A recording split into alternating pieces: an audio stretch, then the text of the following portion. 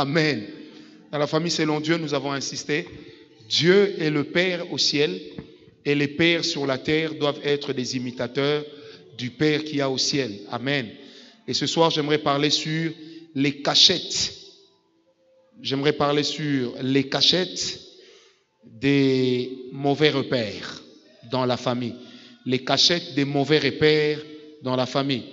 J'en ai dénombré à peu près 7. Il peut y en avoir beaucoup plus. Les cachettes des mauvais repères dans la famille. Les cachettes de mauvais repères dans la famille. Je suis vraiment en train de prier pour que dans les années qui viennent, qu'on ait une cellule de famille, une cellule consacrée aux familles. Et je prie qu'en ce moment-là, Papa Georges soit prêt à conduire cette chose-là. Vraiment une vision importante dans le travail que nous faisons. Amen. On a plusieurs pôles d'influence que l'on subit. Certains pôles, leur influence sont tacites, mais aux effets terribles. Pour d'autres, par contre, leur influence sont très actives, telles que un garçon imite facilement son père, une fille imite facilement sa mère. Ça, c'est ce que moi j'appelle une influence active. C'est-à-dire une influence qui ne demande pas beaucoup d'efforts. Amen. Hein? Une influence que l'on subit sans le vouloir, mais on le subit parce que c'est presque une influence naturelle. Mais à côté de cela, il y a également des influences mauvaises ou bonnes, mais que l'on peut subir, qui ne viendront pas forcément de papa et maman, même si ça peut venir d'eux, mais ça peut venir également de notre entourage, ça peut venir de la société dans laquelle nous sommes, ça peut également venir de l'église dans laquelle nous prions. Amen. Donc ça peut venir de la société dans laquelle nous sommes, du type de famille dans lequel nous sommes en train d'évoluer, ça peut également venir de l'église. On a vu, et on ne peut pas s'en cacher, des gens qui sont venus à l'église, et c'est à l'église qu'ils ont appris à être mauvais. On a vu des gens arriver à l'église bien éduqués, et c'est à l'église qu'ils ont perdu les repères de la bonne éducation qu'on leur avait donnée en famille. On a connu des gens qui sont arrivés à l'église sérieux, et qui sont sortis de l'église moins sérieux. On a connu des gens qui sont arrivés à l'église, des sœurs, qui sont arrivés à l'église vierges, mais qui ont perdu leur virginité dans le bureau du pasteur. Amen. Amen. Mais ce n'est pas de cette église-là que moi je parle. Mais quand moi je parle de l'église, je parle d'une église où Jésus-Christ est au centre de toutes choses. Je parle d'une église dans laquelle Dieu lui-même se sent à l'aise et une église pour laquelle Dieu lui-même dit du bien. Amen. Les repères ou les cachettes des mauvais repères. Les cachettes des mauvais repères. La première cachette des mauvais repères, c'est le climat qui règne dans la famille. La première cachette des mauvais repères dans la vie d'une personne, c'est le climat qui règne à la maison. Si c'est un climat de paix, forcément que ça aura un effet positif. Si c'est un climat de conflit, un climat de haine, que vous le vouliez ou pas, ça aura des mauvais rapports. Amen. Sur les enfants. On peut grandir dans un climat d'amour, mais quand déjà dans la famille, il règne un climat de polygamie, ça peut déjà créer et susciter des problèmes. Je revois encore une famille que je fréquentais à l'époque dans un quartier. Et un jour, je suis arrivé, j'ai appris que papa a chassé, il avait 18 enfants et il a chassé 9 enfants. J'ai cherché à savoir pourquoi il avait chassé 9 enfants. La réponse était simple. Il s'est rendu compte que son fils aîné entretenait des relations sexuelles avec 6 de ses sœurs. Amen. 6 de ses sœurs. Mais d'où lui venait le courage? Le courage lui venait de quelque chose de simple. Premièrement, ce n'étaient pas ses sœurs nées de la même mère. C'était ses sœurs nées du même père, mais avec des mères différentes. Deuxième raison, lui n'a pas grandi avec ses sœurs. Son père l'a pris pendant qu'il était déjà adulte et il ne se gênait pas de considérer ses sœurs comme étant son légume.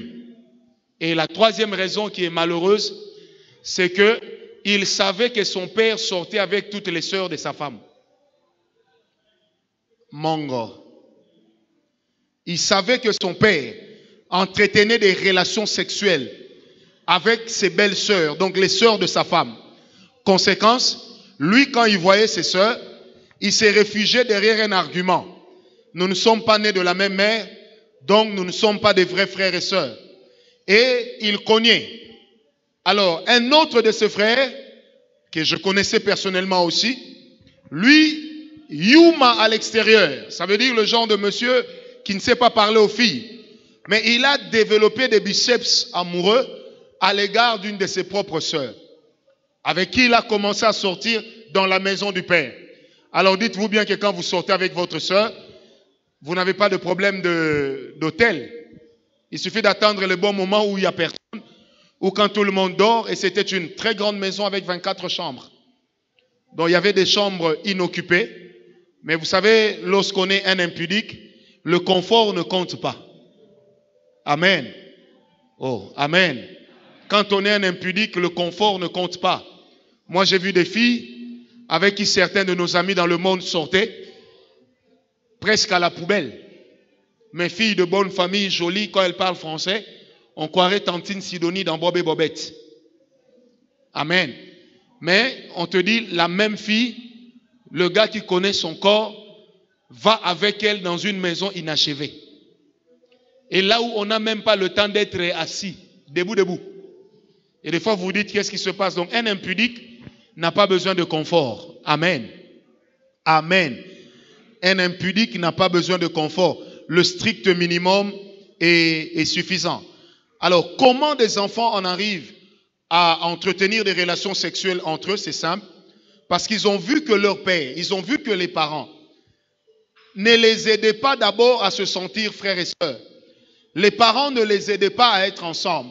J'aimerais dire à un père, à une mère, quand vous n'aidez pas les enfants à être ensemble, parce que vous vous dites, moi je suis maman, j'ai mes propres enfants, je ne m'occuperai que de mes enfants, sachez que vous faites erreur. Amen. Et si votre enfant demain devenait le dauphin, qu'est-ce que vous ferez? Non, c'est pour dire que dans la vie, on ne minimise ni ne néglige personne. La voie par laquelle les enfants peuvent arriver peuvent être une voie illégitime, illégale. Mais l'enfant peut être aussi le choix de Dieu. Quelqu'un m'a compris? Le choix de Dieu n'a rien d'une légitimité. J'aimerais le répéter. Le choix de Dieu sur une personne n'a rien d'une légitimité.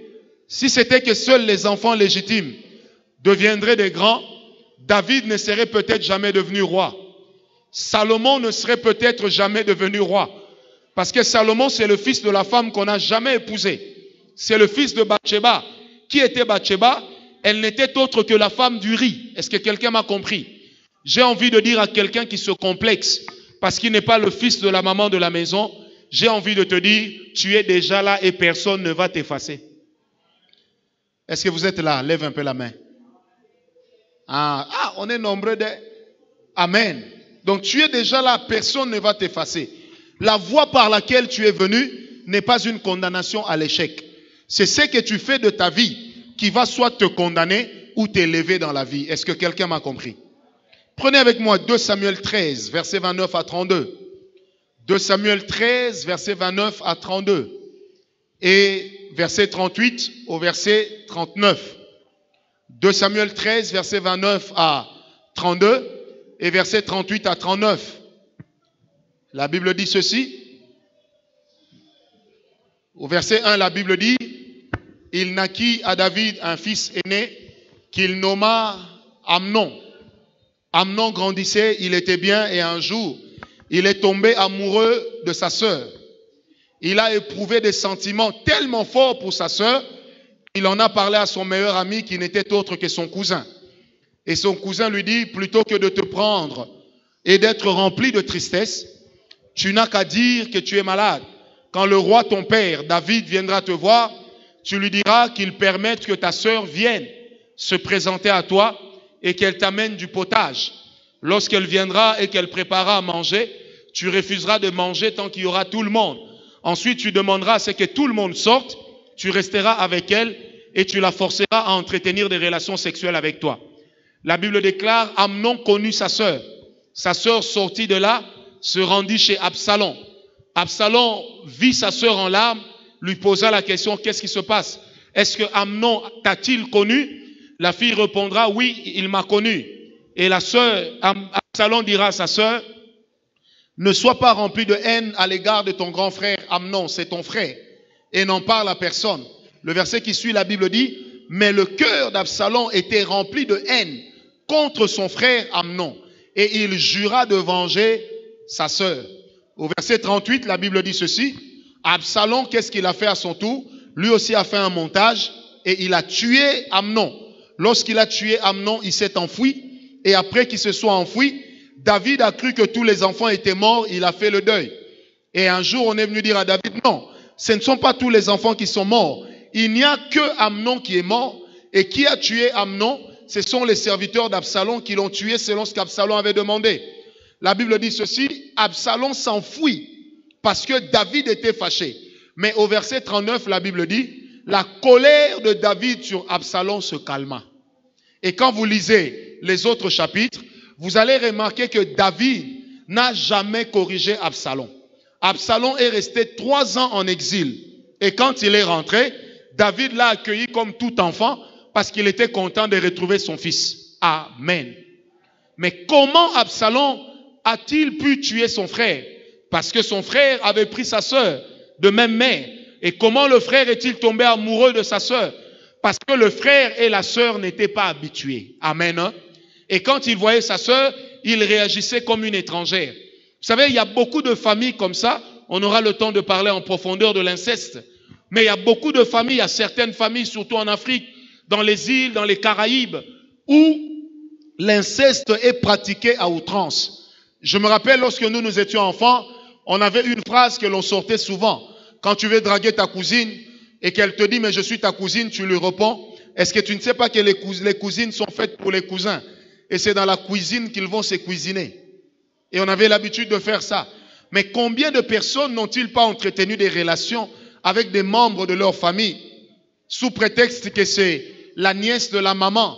Or, cette maman et moi, nous n'avons rien à voir. La Bible dit dans Lévitique 18, tu n'auras point de relation sexuelle avec elle parce que tu la considéreras comme ta sœur. Amen. Alors, un climat d'inceste dans une famille est suffisamment une cause de malédiction. Quand l'inceste règne dans la famille, la malédiction règne également.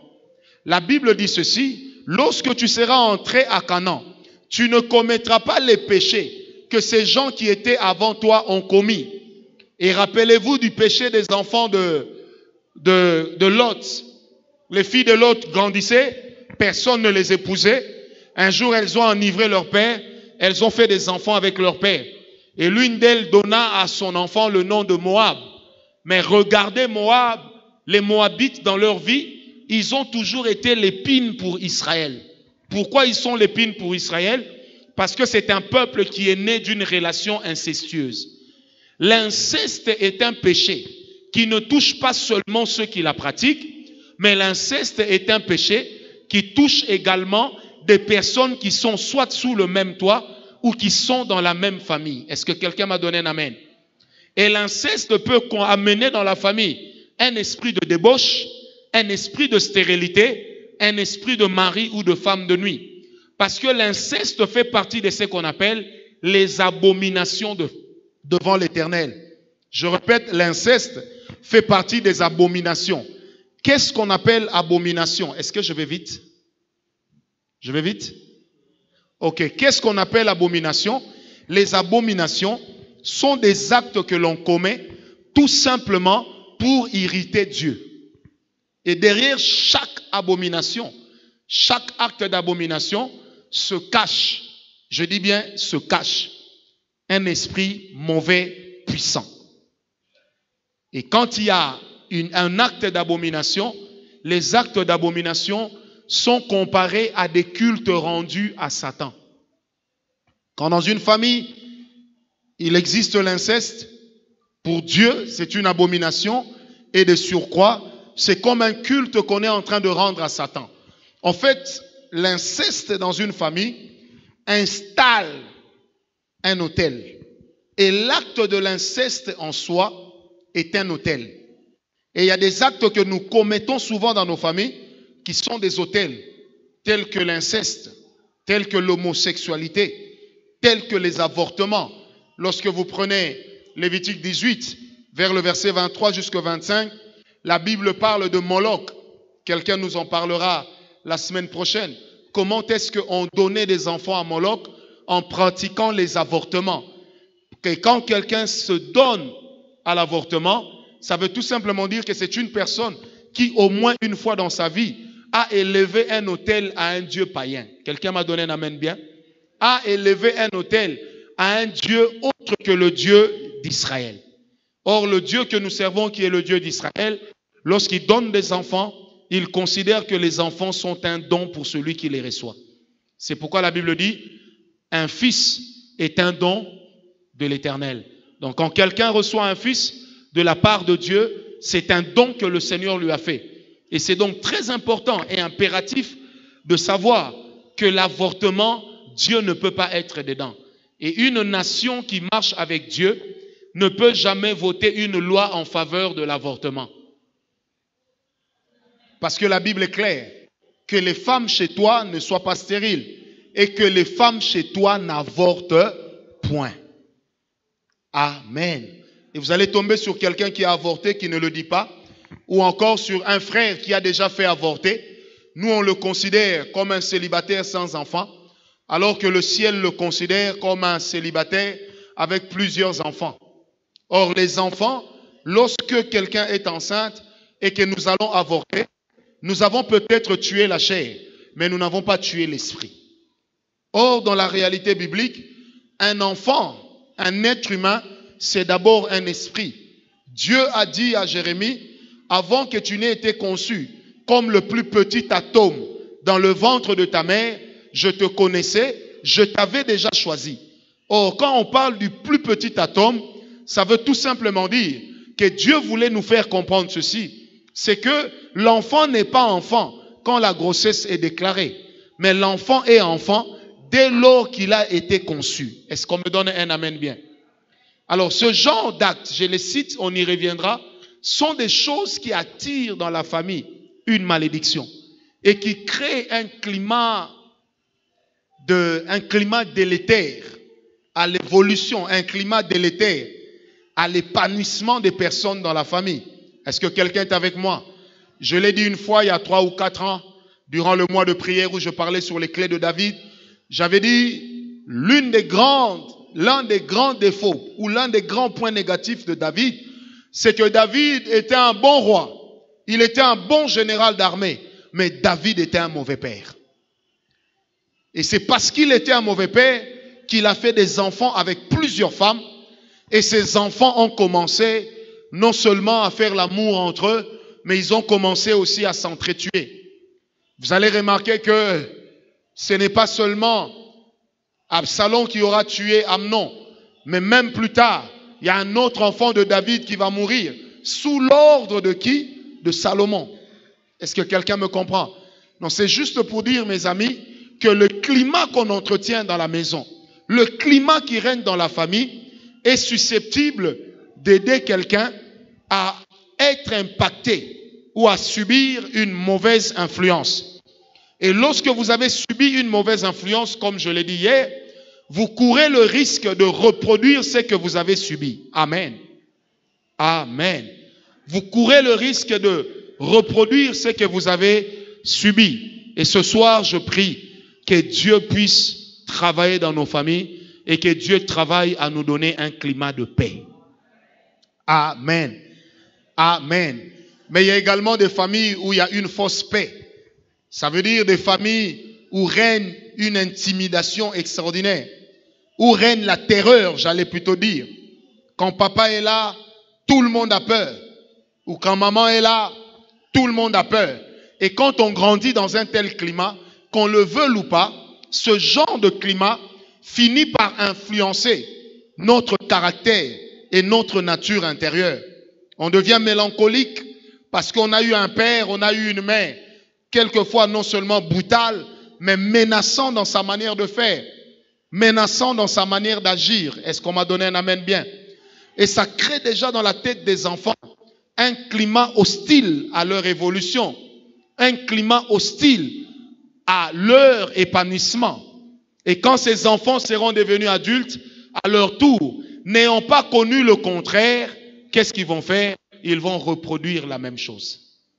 Ils vont reproduire la même chose. Ça, c'est l'une des cachettes des mauvaises influences ou des mauvais repères. Amen. Est-ce que quelqu'un m'a compris? Quel genre de famille avons-nous? Dans quel genre de famille avons-nous grandi? Je connais une famille qui se croyait bourgeoise. Qu'est-ce qui se passait dans la famille? Chaque enfant a sa chambre, son lit et son petit salon, sa salle de bain, sa garde-robe. Chaque enfant, ils étaient nés à 5. Chaque enfant. A priori, pour un père, c'est un rêve réalisé. Pour un père, on dirait qu'il a mis les enfants à l'aise. Amen. Et dans cette famille, on se moquait des balouba, qui avaient l'habitude de prendre plusieurs boules de foufou, de mettre ensemble dans un bassin, de prendre la marmite, ma famille, de balancer tout ce qui avait été préparé dans l'autre bassin, et chaque enfant mettait un peu dedans. Chaque enfant mangeait. Les enfants mangeaient ensemble, et les enfants du riche, du bourgeois, considéraient les autres comme des bassenzi. Ça veut dire qu'ils les considéraient comme des personnes de basse classe. Et ils disaient, mais comment leur père est diamantaire, il a beaucoup d'argent, mais il continue à élever ses enfants comme au village. De l'autre côté, c'était des enfants bien rangés. Eh bien, tenez-vous bien compte que ce sont des enfants du même père, de la même mère. Mais quand ils ont grandi, ils ne se sentaient pas proches. Ils ne se sentaient pas frères et sœurs. Qu'est-ce qui fait qu'ils ne se sentaient pas frères et sœurs? Ça veut dire, même les habits, ils ne se sont jamais échangés. Si ta chemise, tu es fatigué de ça, tu vas jeter. Mais tu ne donnes pas à ton petit frère qui a la taille que tu avais l'année passée. Alors, des choses qu'on a négligées. Et quand la famille a grandi, le papa va se rendre compte, devenu vieux, que ses enfants n'ont même pas l'habitude de s'entraider. Amen. Et que chacun a créé son petit monde, a créé sa petite vie. Au nom de la bourgeoisie d'hier, les enfants ont perdu la fibre familiale. Ils ont perdu ce lien-là. Ils ne se sentent pas frères. Ça veut dire, tu peux l'appeler pour dire, tu appelles ton frère, tu dis, Hugues, j'ai un problème, je suis retenu à l'hôpital. Est-ce que tu peux prendre les enfants avec toi? Calmement, c'est l'oncle des enfants, mais il dit, non, moi je suis occupé, et puis écoute, je ne vais pas me taper le bruit de tes moutards, hein, et, je sais pas, appelle tes voisins ou quoi, mais moi je sais pas, tu te débrouilles, hein, enfin. Et d'abord, qu'est-ce que tu as? Oh, j'ai la malaria, mon enfant, on ne va pas te retenir pour une malaria, tu sors, tu dors chez toi, et le matin tu vas te faire transfuser, attends, tu ne vas pas donner aux autres ta charge. Quand il le dit, il ne pense pas mal faire. Mais quand l'autre le reçoit, il comprend que nous avons mal grandi. Amen. Et ce genre de climat amène également dans la famille des situations d'hostilité, mais sans confrontation. Amène des situations où on ne se sent pas proche. Et il y a plusieurs familles qui se sentent comme ça. Il y a plusieurs familles où les gens ont évolué comme ça. Bien-aimés, j'aimerais dire surtout à nous les Africains qui me suivent ce soir, nous avons une culture. La famille reste la famille. Je disais, nous avons une culture. La famille reste la famille. Et il y a beaucoup de choses que nous devenons, beaucoup de choses que nous faisons qui sont consécutives aux familles desquelles nous sommes issus. Je ne dis pas qu'il faut exagérer. Je ne dis pas qu'il faut commencer à recevoir tout le temps les membres de la famille pour venir dormir là-bas. Parce qu'après, ça crée des problèmes. Oh non, le fils de tel est sorcier. La fille de tel est dans la sorcellerie. Non. Mais le plus important, c'est de développer une solidarité dans la famille. Quelqu'un m'a donné un amen très bien. Et ça fait partie des choses que David n'avait pas su créer. Qu'est-ce qui me le montre? Quand Amnon a eu besoin de sa propre sœur, il fallait passer par son père. Donc la sœur ne pouvait venir que quand c'était le père qui donnait l'ordre. Parce que quelque part, on ne se sentait pas frère, on ne se sentait pas sœur. Le climat que nous trouvons dans nos familles, le climat qui se développe dans nos familles peut avoir une mauvaise influence. Et les mauvaises influences que nous subissons peuvent à la longue devenir des portes ouvertes à une activité démoniaque. Est-ce qu'on me comprend? Bien aimé, les démons ne sont pas bêtes. Les démons ne sont pas bêtes. La Bible dit que même l'archange Michel, lorsqu'il est venu mettre Satan dehors, il n'a pas osé l'insulter. Parce que les démons ne sont pas bêtes, mes amis. Ils sont démons avant que toi et moi, et Adam et Abraham nous soyons. Après nous, ils continueront quand même à être démons. Donc c'est pour dire que les démons ne sont pas bêtes. Les démons ont l'habitude de piller nos vies. Et c'est la petite fenêtre, la petite brèche qu'ils trouvent, qu'ils vont utiliser pour entrer dans la vie de la personne et commencer à nuire. Est-ce que quelqu'un me comprend? Et généralement, les grandes portes ouvertes aux esprits impurs se trouvent dans nos habitudes de chaque jour. Les grandes portes ouvertes à des esprits impurs se cachent généralement dans nos habitudes de chaque jour. Derrière nos habitudes de chaque jour, le diable peut trouver le moyen de pouvoir s'infiltrer et entrer dans nos vies. Le problème du diable, c'est que quand il entre, il ne dit pas j'arrive. Quand il est entré, il ne dit pas je suis là. Mais quand les conséquences viendront, vous allez seulement constater qu'il était déjà là. Amen. Amen. On va vous dire ce démon est entré depuis que vous aviez 13 ans. Et puis vous dites tiens, j'ai 34 ans aujourd'hui. Mais comment ce n'est que maintenant que je m'en rends compte? Bien aimé, le diable, la Bible l'appelle le malin. Et la malice, c'est quoi? C'est une sagesse utilisée dans le but de nuire. Amen. La malice, c'est une connaissance qu'on utilise dans le but d'atteindre un objectif négatif. Amen. Deuxième grande cachette des mauvaises influences. Deuxième grande cachette des mauvaises influences. J'aimerais qu'on lise tous 2 Samuel 13, versets 2 à 5. On a déjà lu une partie tout à l'heure. 2 Samuel 13, versets 2 à 5. La Bible dit, est-ce qu'on est là? Amnon était tourmenté jusqu'à se rendre malade à cause de Tamar, sa sœur, car elle était vierge. Et il paraissait difficile à Amnon de faire sur elle la moindre tentative. Amnon avait un ami nommé Jonadab, fils de Chiméa, frère de David. Et Jonadab était un homme très habile. Amen. Un homme très habile, c'est Jonadab, mais très habile en quoi? Amen. Ce Jonadab qui était son meilleur ami et son cousin était très habile, tellement habile qu'il était capable de fabriquer un scénario, de monter un scénario pour amener Absalom à commettre l'inceste dans la famille. La deuxième cachette des mauvais repères dans nos vies, c'est l'entourage, les amis. La deuxième cachette des mauvais repères, c'est l'entourage ou les amis. Les amis et l'entourage, ce n'est pas la même chose. Disons plutôt l'entourage et les amis. Parce qu'on peut avoir un entourage que nous n'aimons pas beaucoup, mais qui est quand même là parce qu'il nous est imposé par notre environnement direct d'évolution ou de vie. Amen. Bien-aimés, le choix des amis que nous opérons, lorsqu'il n'est pas bien épié, peut devenir un problème dans nos familles. En fait, quand on est dans une famille, certains problèmes, il arrive que nous allions les ramasser à l'extérieur pour les amener à l'intérieur de chez nous. Amen. Amen. Bien-aimés, si on peut subir la famille, on ne doit pas aussi subir les amis. Nos amis doivent faire l'objet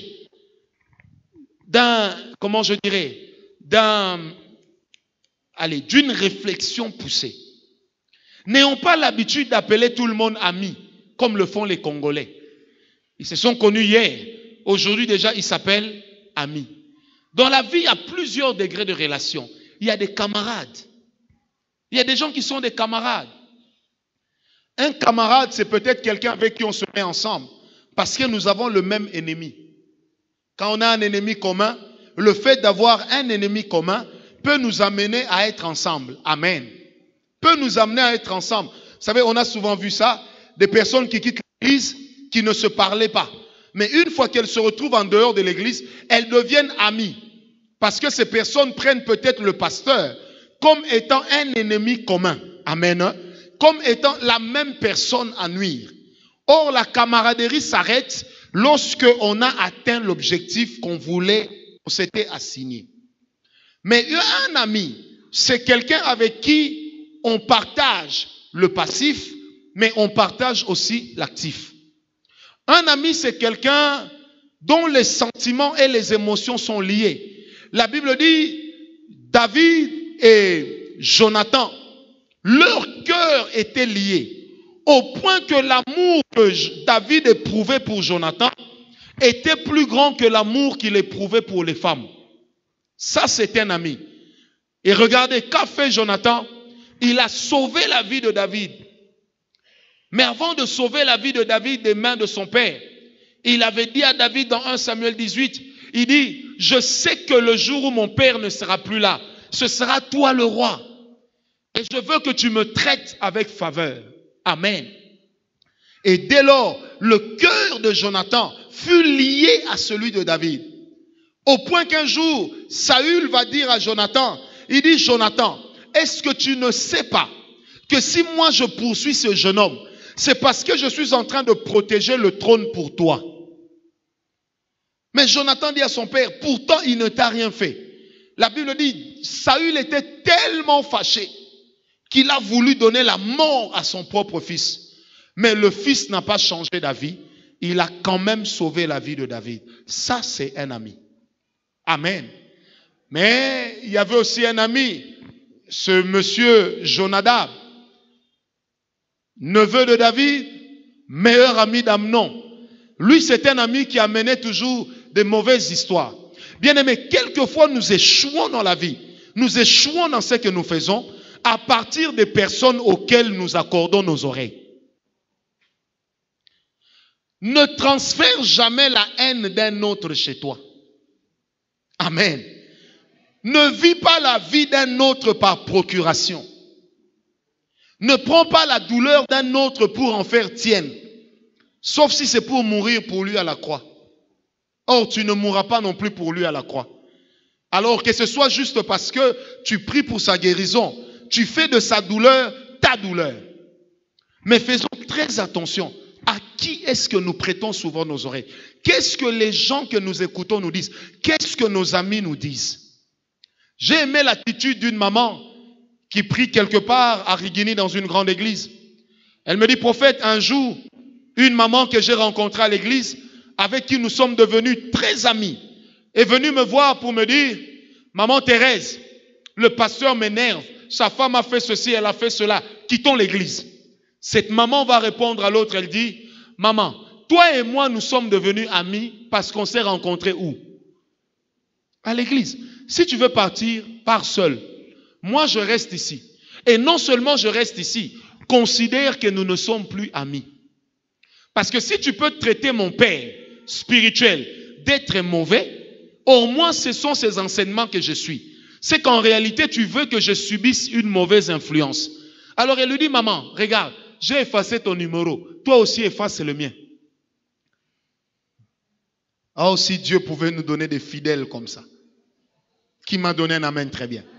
Ça veut dire des gens qui se disent, si toi et moi, nous n'avons plus le même intérêt spirituel, il n'y a plus aucune raison pour qu'on soit ensemble. Sinon nous allons devenir comme l'évangile à l'américaine. Vous avez un grand serviteur de Dieu mondialement reconnu qui a pour meilleur ami une sataniste mondialement reconnue. Après, on se pose la question, qui influencera qui? Amen. Ça, c'est le monde du showbiz.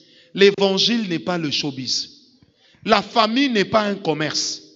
Quelqu'un m'a donné un amen bien. C'est comme ça qu'un jour, aux États-Unis, un acteur que personne n'a connu comme étant chrétien est venu déposer un chèque d'1 million de dollars. Et quand il donne le chèque, on lui donne quand même le micro. Il parle au micro, il impose la main à l'évêque, l'homme de Dieu, et l'évêque est soutenu par ses protocoles parce qu'il était en train de tomber. Scandale. Tout le monde s'est posé la question, qu'est-ce qui se passe? Quelqu'un m'a compris. Bien-aimés, les gens avec lesquels nous marchons, les personnes auxquelles nous accordons nos oreilles, peuvent nous influencer négativement. Quelqu'un m'a donné un amen bien. Je dis les personnes avec lesquelles nous marchons, les personnes avec lesquelles, permettez-moi de le dire ainsi, nous complotons. Quelquefois, il faut s'arrêter pour se poser la question, quel est le type d'influence que je reçois de ces gens? Ne soyez jamais pressés d'aller chez les gens. Ne soyez pas pressés d'avoir plusieurs amis. Du reste, la Bible dit, celui qui a beaucoup d'amis les a pour sa perte.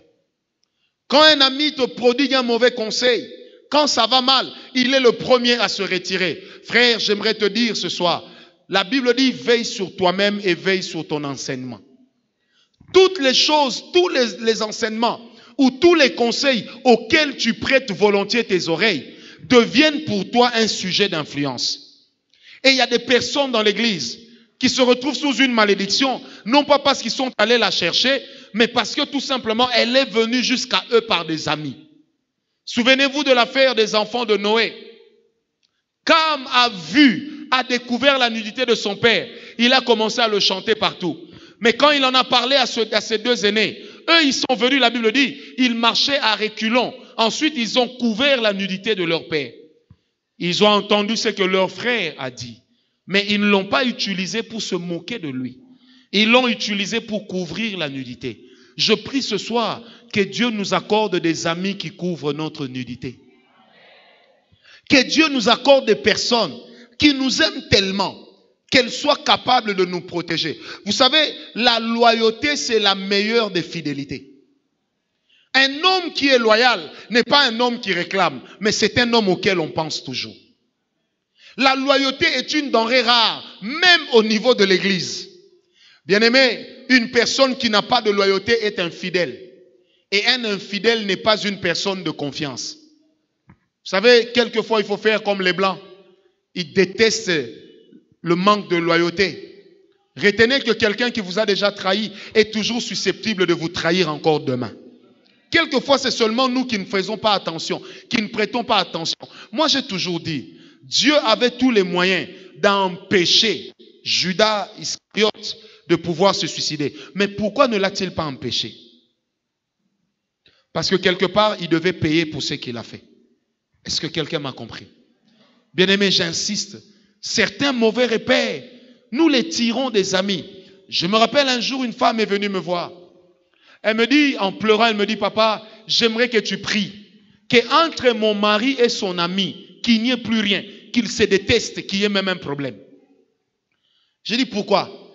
Elle me dit en pleurant, et ça, c'était devant l'école de mes enfants. En pleurant, elle me dit, tu t'imagines que je suis avec mon mari sur le lit. On se prépare à vivre notre intimité, mais quand son ami appelle, non seulement il décroche, il se rhabille, il part, il revient à 5 heures du matin. Et elle me dit, c'est tout le temps comme ça. J'ai pris mon téléphone, j'ai appelé le mari, il est venu, je lui ai expliqué. Il me regarde, il dit, mais non, mais cette femme, elle veut que je me sépare de tous mes amis. Je ne vais pas le faire. J'ai dit, pour une fois, elle a raison. Cet ami est mauvais pour toi. Il ne m'a pas cru. C'est le même ami qui un jour va lui dire, tu sais, il y a la fille d'un ministre qui t'aime, hein, mon cher. Et elle a les moyens. Elle va te donner l'argent pour l'épouser. Hein. Et ce gars est allé, il a doté une autre femme. Quand sa femme l'a appris, sa femme l'a quitté. Il a dit, ça ne fait rien. Le gars là a cessé d'être ministre, le nouveau Bokilo. Mais entre-temps, sa femme, là où elle travaille, elle est devenue l'assistante du DG.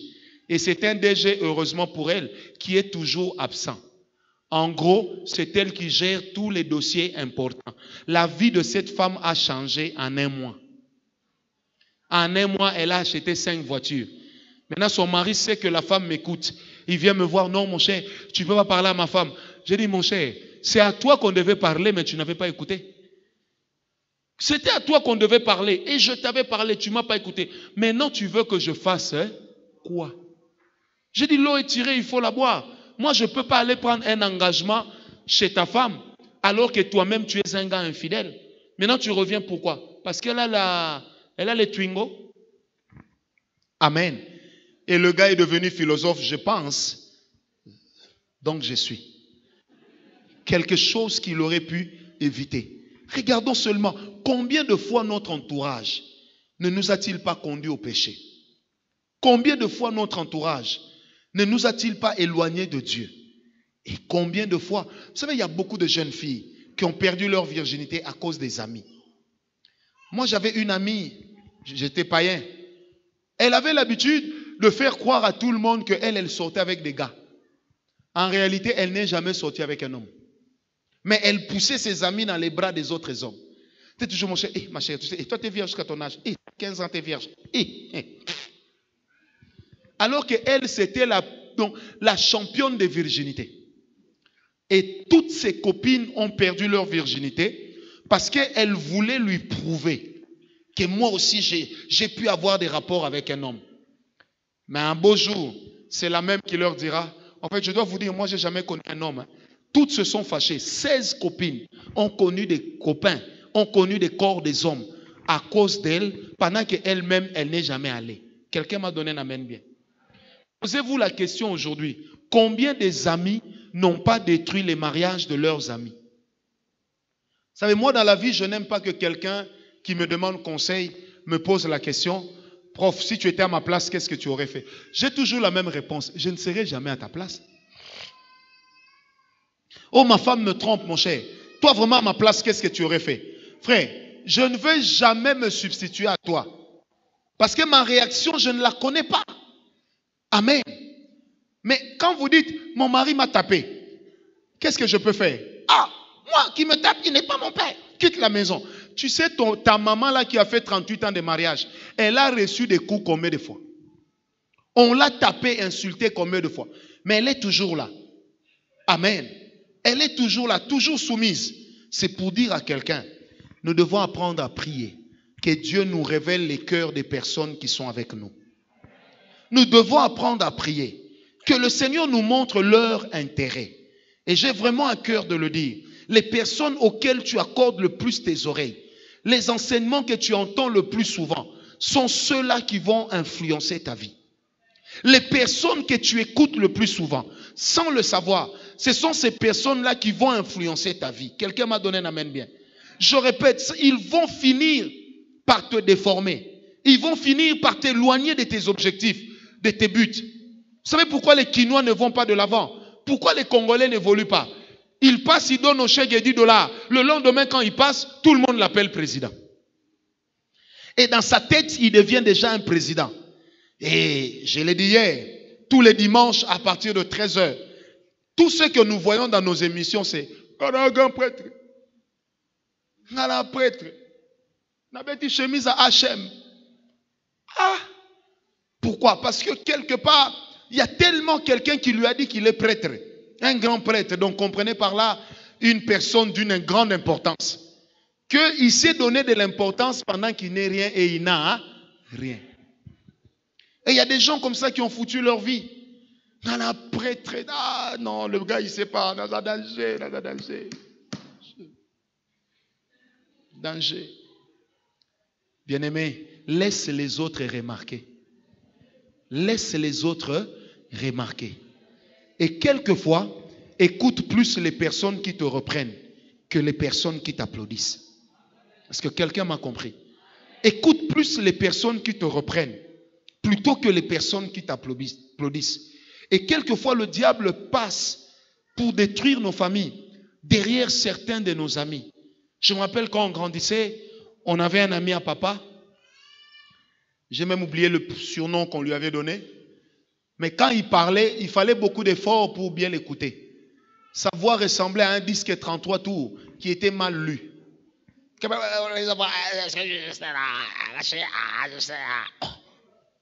Et quand il partait, vous savez, moi j'étais un grand imitateur. Donc j'entrais là où se trouvent mes frères, je disais, est-ce que je sais là, je sais là. Et un jour on me pose la question à papa, mais pourquoi tu aimes bien ce gars? Mon père me dira, ce monsieur, c'est lui qui m'a influencé à être sérieux dans les études. Mais je me suis éloigné de lui quand j'ai compris que lui-même n'était pas sérieux. Alors je me suis éloigné de lui et nous nous sommes retrouvés il n'y a pas longtemps. Alors du coup, il s'accroche à moi. Vous savez, ce monsieur, quand il arrivait à Lipen, il entrait dans la maison de tous les gars du Bandundu. Il les connaissait tous. Tout le monde habitait Mbinza. Mais lui-même habitait où? Fallait descendre, monter. Après être monté, descendre. Quelque part là-bas. Est-ce que quelqu'un me comprend? La qualité des personnes que tu écoutes et la qualité, n'oubliez pas, la Bible dit, la foi vient de ce qu'on entend. De ce qu'on entend, de ce qu'on entend. C'est ce que dit la Bible en anglais. La foi vient de ce qu'on entend. La répétition de la même chose finira par t'influencer. Vous n'avez qu'à regarder la société congolaise. La tendance des femmes a toujours évolué avec la tendance de la musique dans cette nation. À un moment, un vieux papa a chanté Bagnognon pour parler des petites filles de 14 ans. Eh bien, les grandes dames ont perdu leur valeur. Tout le monde suivait des petites filles. À telle enseigne qu'une maman de 45 ans, elle est comme elle est, mais elle veut quand même mettre un collant pour passer pour une petite fille. Elle veut mettre sur sa poitrine quelque chose qui n'est pas à sa taille. Elle a même mal, mais pourvu qu'on croit qu'elle est petite fille. Or, dans cette même ville, lorsque nous étions enfants, les femmes qui faisaient le boulevard, c'était des grandes mamans qui venaient de Mingando, là-bas de Kisangani, et qui venaient de l'Équateur. Et ces dames-là, c'était des mamans, mais mamans. Et quand tu les vois, tu te dis, Moana, yo lengi maman te. Mais toute cette tendance a évolué avec quoi? Avec la musique. Donc les choses auxquelles nous prêtons souvent attention sont susceptibles de nous déformer. Amen. Moi, je ne suis pas né frère. Il ne faut pas me regarder étrangement. Dans cette ville, à un moment, on a dansé. Mais à l'époque, les filles ont mis des cubes magiques. Vrai ou faux? Des cubes magiques. Ça veut dire, même quand il n'y a rien à faire bondir, on bondit quand même comme ça. L'essentiel, c'est quoi? C'est que quand je vais marcher, que l'on se rende compte que je vais à gauche et je rentre à droite. Ça fait peut-être rire, mais vous savez combien de nos papas ont trahi leurs femmes parce qu'ils ont suivi ces formes-là dehors? Combien de nos pères ont trahi? Combien de nos pères ont trahi? C'est pourquoi la musique que nous suivons peut également nous influencer négativement. Et quelqu'un disait, le genre de musique que tu suis est très révélateur de ton tempérament. Les choses auxquelles tu t'attaches le plus révèlent ce que tu es au-dedans. Révèlent tes passions intérieures. Qui m'a donné un amen bien? Les femmes apparemment se sont retrouvées. Hein? Parce que c'est toujours elles qu'on chante. C'est toujours elles qu'on chante. Dans cette ville, depuis qu'on a chanté, si c'est Ngaloula, si c'est Garoua, on ne sait même pas. Azaki un Milangi, yo kanga lokola lisapo, Clémentine et moi sinapona. Ngaloula pembe ya, Karela ebi. Mais à l'époque, quand on a chanté ça, il y a eu une deuxième chanson que le papa de pasteur Cantos aimait bien. Ambi Munzila Yolo. Maman, yo ye bien non? Ambi Munzila Yolo. Mais depuis là, surtout en ces moments-là, frère, moi je me rappelle, on était petits vers les années 80, mais j'avais des oncles, il est né noir, mais un mois après, il est métis. Parce qu'il faut travailler teinture.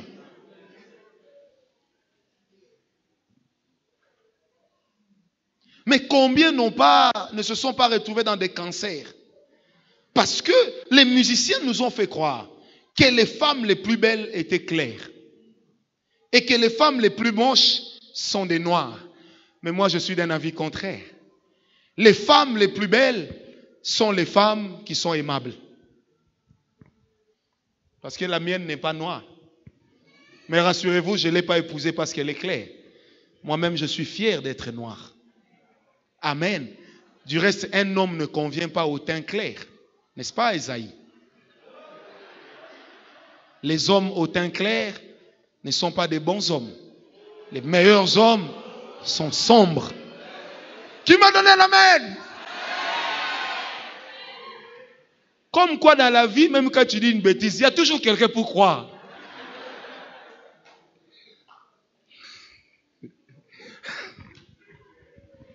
J'ai vu les hommes clairs dire, mais c'est mon avis. Un homme noir est toujours remarquable. Toujours remarquable, beau, gentil. Et les vêtements vont bien aux hommes noirs. Mais un homme, quand il est clair, des fois de loin, on se pose la question, c'est tantine ou c'est tonton? Est-ce que les hommes noirs peuvent me donner un amen bien? Pas tout amen. Alléluia. Vous voyez, c'est des choses qui nous font rire.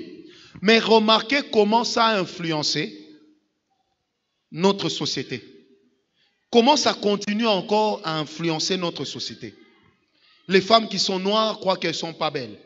Les femmes qui sont claires croient qu'elles sont les plus belles. Alors qu'en réalité, c'est un complexe qu'on est en train d'injecter en nous. Amen. Bien-aimé, j'aimerais que tu dises à ton voisin, sois content de ce que tu es. J'ai envie de dire à quelqu'un que tu sois grand de taille, que tu sois petit de taille, que tu sois noir, que tu sois clair, que tu sois mince, que tu sois gros. La volonté de Dieu ne tient pas compte de tout ça. Est-ce que quelqu'un m'a compris? La volonté de Dieu ne tient pas compte de tout cela. La volonté de Dieu ne tient compte que des intérêts de Dieu. Tu peux être petit de taille comme ça, mais tu conduis des grands. Tu peux être grand de taille comme ça, mais tu conduis des petits. Tu peux être noir, Dieu te donne des blancs derrière. Tu peux être blanc, Dieu te donne des noirs. Frère, ne terminons pas comme Lumumba. Tu chasses les blancs la journée et la nuit tu vas leur demander conseil. Non. Chacun de nous est bien comme il est. N'apprenons pas à établir des barrières entre nous à cause de la race, à cause de la couleur de la peau, à cause du genre. Non. Nous sommes tous nés parce que Dieu nous a suscités tels que nous sommes. Qui m'a donné un amen bien? Oh, moi je suis fier d'être comme je suis. Frère, je n'ai peut-être pas le ventre plat, mais j'aime comme je suis. Si tu es gros, tu es gros. Il n'est écrit nulle part, soyez mince. Il n'est écrit nulle part, soyez mince. Les gros aussi existent. Et le mot gros ou l'adjectif gros existe dans les dictionnaires pour qu'il y ait des gens qui puissent l'exploiter. Un frère comme Dieudo, quand Dieu l'aura béni, il sera gros. Mais il y a des gens comme le frère Olivier ici. Déjà, il mange des tonnes et des tonnes. Depuis sa naissance jusqu'à l'âge qu'il a, il a déjà ingurgité plusieurs champs de maïs. Mais pourtant, il ne grossit jamais. Est-ce que c'est pour autant qu'une fille ne va pas l'aimer? On va l'aimer. Est-ce que quelqu'un m'a donné un amen bien? Vous savez, il est de ces gens, quand tu regardes leur couple, tu te dis, ils se sont aimés la nuit ou comment? Mais pourtant, vous voyez qu'ils vont bien ensemble. Moi, j'ai un ami qui est grand comme ça. Sa femme, elle est plus petite que Jenny Lelo. C'est-à-dire que même quand ils sont assis tous les deux, lui est toujours trop grand. Mais moi-même, j'ai un frère, il est grand. Il faut voir sa femme, grande. C'est ça la vie. Moi-même, je suis très grand. Ma femme, elle est très petite. Nous allons bien ensemble. Dis à ton voisin, je suis bien comme je suis. Dit. Faut lui dire ça, je suis bien comme je... Un jour, quelqu'un m'a dit, prophète, vous avez une grosse tête. J'ai dit, c'est normal parce que mon intelligence demandait beaucoup d'espace.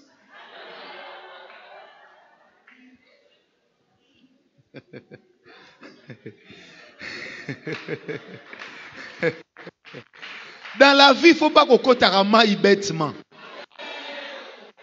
Un jour, ma femme m'a dit, toi aussi, tu es noir. J'ai dit, c'est normal. La Bible parle de moi. Elle me dit, où? J'ai dit, mais la Bible dit, la tsunami t'a dit, je suis noir parce que le soleil m'a brûlé. C'est de moi qu'elle parlait. Je dis, montre-moi le verset qui parle de toi dans la Bible. Non, je suis content d'être comme je suis. Je suis content que Dieu m'ait créé comme je suis. Parce que la gloire de Dieu ne dépend pas de tout ça. À la fin, ici, l'onction va descendre. Mais je ne deviendrai pas clair.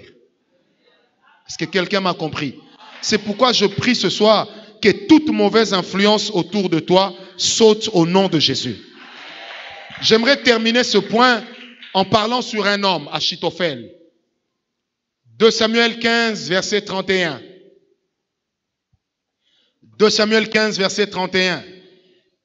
Après que Absalom se soit rebellé, quelqu'un est venu dire, la Bible dit, on vint dire à David, Achitophel est avec Absalom parmi les conjurés. Écoutez la réaction de David. Ah! Que Dieu réduise à néant les conseils d'Achitophel. Que Dieu les réduise à néant. Quand j'ai lu cela, je me suis posé la question, pourquoi David parle d'Achitophel? Dans 2 Samuel 16, du verset 20 au verset 23, la Bible dit, les conseils d'Achitophel avaient la même valeur que la parole de Dieu pour David. Ça veut dire, David faisait tout ce que Achitophel lui demandait de faire. Parce que les conseils d'Achitophel étaient sérieux. Et vous allez remarquer dans 2 Samuel 16, c'est le même Achitophel qui va dire à David, à Absalom, si tu veux vaincre moralement David, dresse une tente au milieu de la ville, couche avec les concubines de ton père la prendra et il sera anéanti. C'est pourquoi David, connaissant la malice, mais aussi la sagesse très pointilleuse d'Achitophel, il va dire que Dieu réduise à néant l'intelligence ou la sagesse, les conseils d'Achitophel. Comme pour dire que l'intelligence d'Achitophel sèche. Bien aimé, dans nos vies, il existe des Achitophel, mais des Achitophel qui nous conduisent loin de Dieu. Il existe des Achitophel qui vont peut-être t'initier à l'occultisme. Il existe des Achitophel qui vont t'initier au vol, qui vont t'initier à la débauche. Il existe des Achitophel. Non seulement qu'ils t'initient à ça, mais ils t'accompagnent même. Bien-aimés, il y a plusieurs qui iront en enfer à cause des autres. Mais retenez bien, et la Bible est claire, on ne nous jugera pas pour les autres, on jugera chacun pour ses actes. Ça veut dire que Dieu te dira, tu avais aussi la possibilité de dire non. Mais tu l'as négligé. Il y a des gens qui iront en enfer pour les autres. Femme, ne va pas en enfer pour ton mari. Est-ce qu'une femme m'entend? Mari, ne va pas en enfer à cause des mauvais conseils de ta femme. La femme de Job a dit à Job, Job, maudit Dieu et meurs. Si vraiment elle était une bonne femme, elle allait dire, Job, maudit Dieu et mourons. Mais pourquoi elle dit à Job, meurs? Premièrement parce qu'elle était jeune. Qu'est-ce qui me montre qu'elle était jeune? C'est que dans Job 42, quand Dieu a commencé à les restaurer, elle a fait à Job autant d'enfants qu'elle en avait avant. Elle était encore fraîche. Parce qu'on ne met pas sa maternité sous le fait d'un miracle. Elle avait l'âge d'accoucher.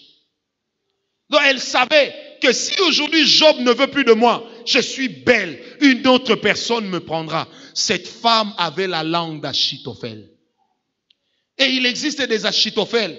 Moi vraiment, si le pasteur fait ça, je n'irai plus à l'église. Moi vraiment, déjà regarde, moi-même je ne viendrai plus. Ma femme aussi ne viendra plus. Achitophel.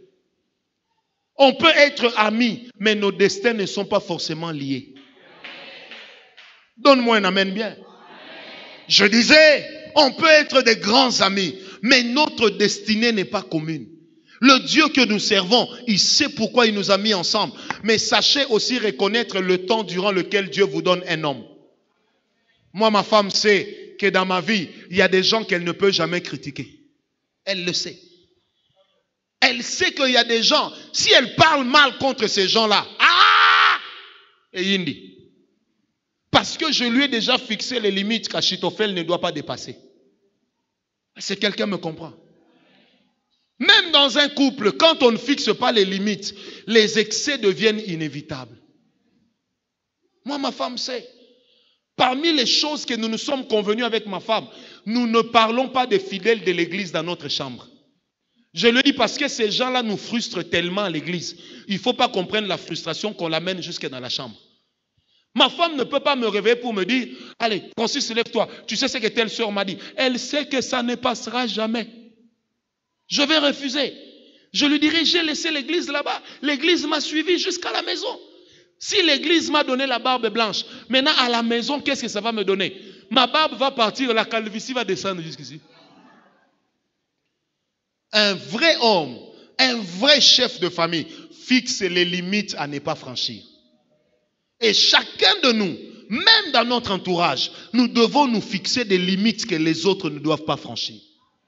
Une vie dans laquelle on ne fixe pas de limites aura un problème. David a eu confiance à Achitophel, mais Achitophel est le même qui a trahi David.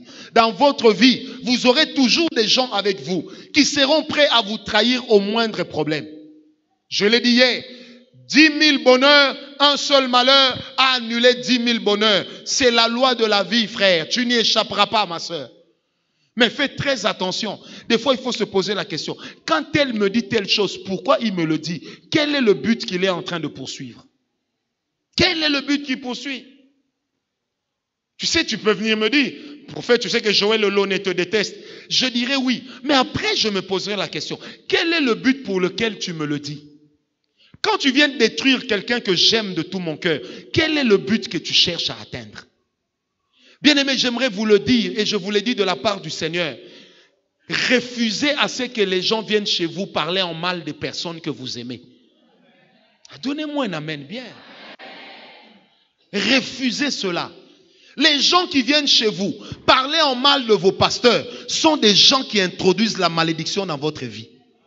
Attention aux personnes qui sont déjà maudites et qui voudraient entraîner les autres dans la malédiction avec elles. Faites attention à ce genre de personnes. Elles sont dangereuses. Frère, il ne faut pas s'exprimer la solidarité dans le mal. Soyez solidaires dans le bien et pour le bien. Oh! Tu me dis, mais tu sais ce que tel a dit. Vraiment, il a tenu des propos qui m'ont fait mal. Moi, je pose toujours la question. Quand il tenait ses propos, toi, tu disais quoi? Un jour, j'ai dit à un ami, mais si tu te dis être mon ami, comment les gens qui disent du mal de moi viennent toujours chez toi? C'est qu'ils savent que tu es un terrain propice. Quelqu'un m'a donné un amen. Tu es un terrain propice. Faites attention, mes amis. Les Achitophel existent encore. Ils connaissent la valeur que nous leur avons donnée et ils utilisent cette valeur-là contre nous. Que Dieu nous garde et que Dieu nous préserve. C'est pourquoi la Bible dit malheur à celui qui se confie en l'homme. Malheur à lui. Je prie ce soir que Dieu nous détache de certaines personnes. Et tu dois le savoir, parmi les clés de la délivrance de ces deux types de mauvaises influences. Bien-aimé, il y a des gens qui peuvent être bien que s'ils quittent la résidence de leur famille. Il y a des gens qui ne... Vous savez, moi j'ai des gens à l'église. Le pasteur Cantos avec qui je parle toujours le sait. Je lui ai déjà dit, tu vois telle sœur, on va terminer sa délivrance après son mariage. Des fois il me dit pourquoi. Je dis parce que si on fait la délivrance ici, quand elle va rentrer chez eux, tout revient. On ne va pas refaire le même travail toute la vie. C'est un travail gratuit que nous faisons. Même si vous croyez que vous nous enrichissez. Toi-même, tu es devenu riche quand? Est-ce que quelqu'un me comprend? Il y a des gens comme ça, petit nanga. Et ça, délivrance n'est ici la terre. Il faut au balier. Quand elle sera sous ton autorité, sous tes alliances, c'est là que nous allons profiter pour faire sa délivrance. Il y a des gens qui ne peuvent pas être bénis. Qui ne peuvent pas être bénis tant qu'ils restent sous le toit de leurs parents. Il y a des gens, parce qu'il est de ces familles dont l'environnement est hostile à l'épanouissement, hostile à la bénédiction, hostile au mariage. Il y a des gens qui ne peuvent se marier que s'ils quittent chez eux. Il y a des gens qui peuvent être bien que s'ils quittent chez eux. Parce que chez eux, là-bas, c'est comme, allez, comment je dirais, c'est comme une pyramide où tout le monde se retrouve. Bien-aimé, tu ne peux pas percer dans la vie en gardant également contact avec certaines personnes. Il y a des gens à côté de toi, ils t'aiment, mais ils ne croient pas que la richesse soit bien pour toi. Alors, si toi, tu as la vision d'être riche, il faut te débarrasser des gars pareils. Des gars qui vont te dire, mon cher, au lieu d'aller manger au restaurant, allez manger au Malewa. Au Malewa, tu ne rencontreras jamais un chef d'entreprise qui va te proposer de financer ton projet. Le seul projet qui va financer, c'est demain, c'est moi qui paye la bouffe, toi, tu vas payer la boisson. Est-ce que quelqu'un m'a compris? Bien-aimé, on ne peut pas. Vous savez, certains démons ne partent que quand on s'est séparé de certaines personnes. Redonne-moi un amen, bien. Certains démons, vous savez, moi si quelqu'un trouve encore que quelqu'un qui voyage, qu'une personne qui voyage est terrible, je comprends qu'on n'est pas pareil. Moi je ne considère pas le voyage comme une bénédiction. Non, chez mon père je voyageais déjà. Donc voyager c'est normal. Si tu fréquentes des gens qui trouvent les choses que toi tu vois grand, normal, tu deviendras grand. Il faut se faire challenger par des personnes qui te dépassent. Tu vois des gars comme ça, tu lui dis, où est-ce que tu vas? Non mon cher, je vais prendre un oncle qui est venu de l'Europe. Vous allez à combien? Ah, on va louer tout un combi. Ah!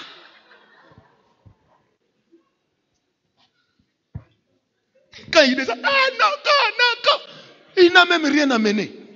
Il te donne un t-shirt de Paris Saint-Germain qu'il a acheté à la rue du Brabant là-bas. Et toi, quand tu mets ça aussi, comme un ami, un jour, on est allé prier avec le pasteur Cantos, et puis il a mis une combinaison ADP. Et puis quand il met ça, il dit, mon cher, ADP, somme. On arrive là à manger un gingembre, on est en prière, le prophète Epaphras monte avec un de ses amis, qui pose la question à notre ami, ah, tu travailles à l'aéroport de Paris? Donc ADP, on a ça, aéroport de Paris. Et c'est qui? Ce sont les c'est ceux qui font de la manutention là-bas. Wow. C'est pourquoi dans la vie, il est de ces gens desquels il faut se séparer. Il y a des gens qui vont entretenir ta petite vision. Il faut chercher des gens qui entretiennent ta grande vision. Il faut entretenir ta là. Il ne faut pas te marier avec des gens qui te disent, mon cher, au problème, nous avons l'essentiel, les gars, tu as 2004, tu as sachet, ah, papa. Tout ça seulement dans l'esprit de commençons petit. Frère, les temps ont changé. Tu ne peux pas prendre la fille d'autrui et lui dire non, marions-nous, on va se marier et quand on sera marié, on va dormir sur Kitikola. Kitikola même en français n'existe pas. Est-ce que quelqu'un m'a compris? Dis-moi bien, il y a des gens desquels il faut se séparer. Dis-lui bien, il faut se séparer. Ça ne va pas, il faut se séparer. Les amitiés aussi ont une fin, comme l'amour. Tu as une fiancée, elle est toujours là. Mon cher, tu sais que la semaine passée, on a dépensé $20. Vraiment, on pouvait mettre de côté. $20, on va mettre de côté quoi? On va manger quoi? Tout ça, l'essentiel, met de côté, comme ça, tu m'épouses. Mais on t'épouse là pour que tu manges. Quoi? Est-ce que quelqu'un me comprend? Tant qu'Abraham était avec Lot, il ne pouvait pas réaliser qu'il était déjà sur la terre promise. Tu sais pourquoi? Parce que la terre promise ne pouvait jamais lui donner une grande bénédiction tant que Lot était là. Et la seule bénédiction que la terre promise lui a donnée, c'était le troupeau. Tu sais pourquoi Dieu a béni son troupeau? Pour lui donner une opportunité de se séparer. Il y a des bénédictions qui doivent te pousser à te séparer. Moi un jour quelqu'un me dit, quelqu'un va me critiquer. Il dit, mais Père Franck là-bas à l'église, on est en train de construire, les gens souffrent. Lui, il part acheter une voiture de ministre. J'ai souri. J'ai dit, est-ce que Père Franck là, il est président de l'ONG Salisanga?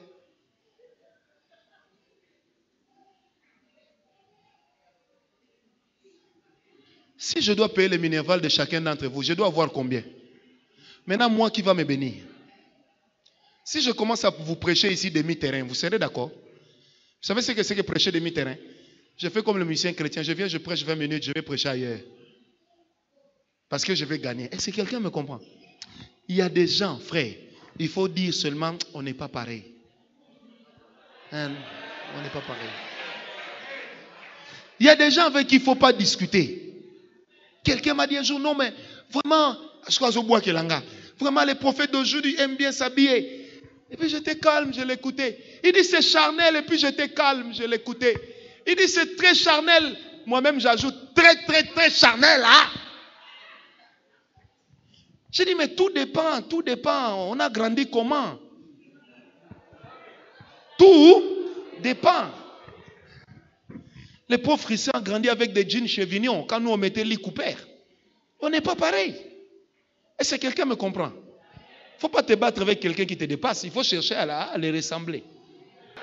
Dis à ton voisin, ce que Simbite au Kabouani. Non, il faut bien lui dire, Simbite au Kabouani. Est-ce que quelqu'un me comprend? J'ai dit, est-ce que quelqu'un me comprend? Un jour, j'ai dit à ma femme, là où tu ne comprends pas, tu fais ce que j'ai dit. Elle me dit pourquoi? J'ai dit parce que moi j'ai une grande vision dans la vie. Je ne t'amènerai jamais en bas, je t'amènerai toujours en haut. C'est pourquoi attache-toi à des gens qui te challengent. Attache-toi à des personnes qui vont t'influencer positivement. Attache-toi à des personnes qui vont te donner d'avoir une grande vision. Attache-toi à des personnes excellentes. À des personnes qui trouvent qu'être bien, c'est normal. Non pas à des personnes qui vont, Seigneur, je te bénis, parce que j'ai respiré ce matin. Il y a de nombreuses personnes qui n'ont pas respiré. Il y en a aussi qui ont respiré, ils n'ont pas dit Amen. Mais cherche que Dieu te bénisse fortement. Ensuite, tu dis à Dieu, je te rendrai de multiples actions de grâce. Car tu es non seulement le Dieu de mon salut, tu es en train de me donner un nom. Tu es en train de me donner une place. Le Dieu que nous servons est capable de le faire au nom de... Au nom de... Arrêtons de jouer aux fausses humilités. Tu pars faire coudre tes vêtements chez les Indiens et puis tu passes à la télé pour dire non, moi je suis humble, les autres là ils dépensent beaucoup pour s'habiller. On connaît combien les Indiens demandent pour une veste. Je ferme la parenthèse. Est-ce que quelqu'un m'a compris? Maintenant, dis à ton voisin, dis regarde les cœurs. Vous savez pourquoi dire regarde les cœurs? C'est parce qu'il nous donne l'opportunité de nous occuper du reste. Sois bien. Toi, tu viens ici comme une nonne. On va t'aimer quand? Après, tu es là, non? Voilà, Père Franck laisse tous les frères aller au Canada, laisse tous les frères aller aux États-Unis.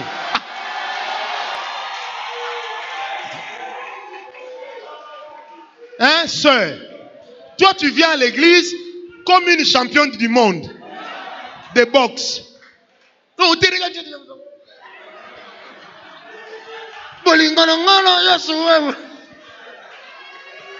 Est-ce que quelqu'un m'a donné un amen bien?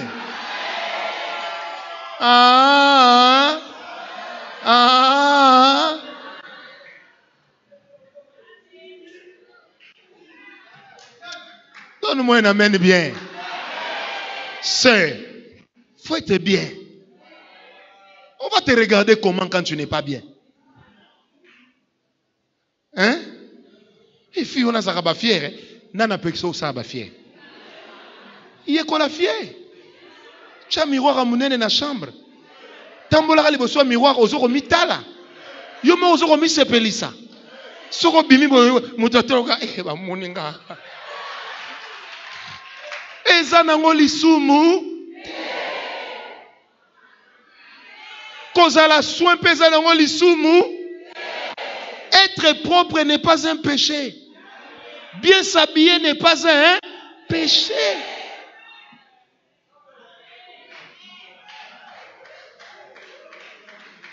Même à Kinshasa, on peut bien s'habiller avec peu. Entre seulement à Louvois, à 6 heures du matin. Quand la maman là ouvre les ballons, il y a des façonnables là-bas. Est-ce que quand tu mets ça, c'est écrit acheter au grand marché? Non. Donne-moi un amen bien. Quand tu vas à Lac Moero, il y a des mamans qui vendent des anciens cheveux utilisés déjà. Mais quand toi tu amènes ça, tu brosses ça bien, tu mets un peu d'huile de mbila, tu laisses ça prendre le soleil. Quand tu mets ça, qui saura? Qui? Personne. Est-ce que quelqu'un me comprend? Donne-moi un amen bien. Il faut subir des bonnes influences. Je dis, vous savez, même la médiocrité dont on parle, c'est un démon. Il ne faut pas être médiocre dans la vie. Et il ne faut pas confondre simplicité et médiocrité. Ce n'est pas pareil. Non, moi je ne peux pas être ministre et puis être comment? Non, attendez que je devienne ministre. Attendez. Quand tu entres dans une salle de réunion, on sent que l'homme de Dieu est entré. On te traite avec respect. Vous savez, dans la vie, les gens vont vous reconnaître à partir de ce qu'ils voient. Qu'on ne vous trompe pas. Je l'ai dit ici il y a quelques dimanches. Le matériel est important pour l'évangélisation. C'est pourquoi sépare-toi de certaines personnes. Vous allez voir, il y a même des frères qu'on connaissait ici. Ils venaient comme s'ils partaient dédouaner la poubelle. Mais depuis qu'il y a des fiancés, on sent que ça change. Que Dieu vous bénisse. Que Dieu vous rende excellent. J'ai dit que Dieu vous rende excellent. Que Dieu vous rende excellent. Si quelqu'un veut te ramener en bas, sépare-toi de lui. Si quelqu'un vient chez toi pour critiquer les autres, sépare-toi de lui. Si quelqu'un vient critiquer les hommes de Dieu chez toi, sépare-toi de lui. Si quelqu'un veut te ramener dans les choses auxquelles tu as renoncé, sépare-toi de lui. Si quelqu'un veut te faire croire le contraire de ce que Dieu t'a dit, sépare-toi de lui. Si quelqu'un t'enlève la paix intérieure, sépare-toi de lui. Mais si vous êtes un couple marié, prie pour lui, il changera. Prie pour elle, elle changera. Car nous croyons que la prière du juste est d'une grande efficacité. Et le Dieu que nous servons, il est assez puissant pour changer nos partenaires et pour nous donner la possibilité d'avancer dans la vie. Car nous croyons qu'avec Dieu, nous ferons des exploits. Que Dieu vous bénisse. Que Dieu vous bénisse. Que Dieu vous bénisse. Que Dieu vous bénisse. J'ai dit que Dieu vous bénisse.